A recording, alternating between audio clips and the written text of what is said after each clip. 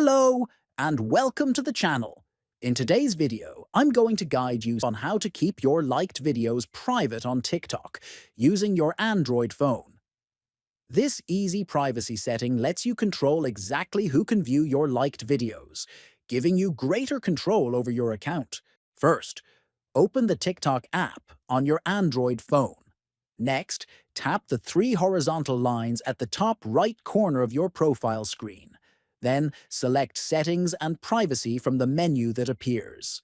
After that, tap on the Account option. Now, click on Privacy. Scroll down to find Liked Videos and tap on it. Finally, under Allow Liked Videos to be seen by, select Only You. That's it. Now your liked videos are private and only visible to you. Thanks for watching. Don't forget to subscribe and like for more helpful tips.